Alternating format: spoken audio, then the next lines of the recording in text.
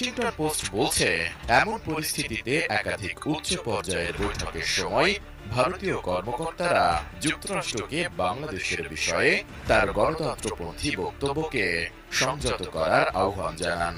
এতে তাদের যুক্তি ছিল, যদি বিরোধীরা নির্বাচনের মাধ্যমে ক্ষমতা অর্জন করতে পারে, তাহলে এটি বাংলাদেশকে ইসলামপন্থী গোষ্ঠীগুলোর কেন্দ্রস্থলে পরিণত করতে পারে, আর এতে ভারতের জাতীয় নিরাপত্তা হুমকির মুখে পড়তে পারে।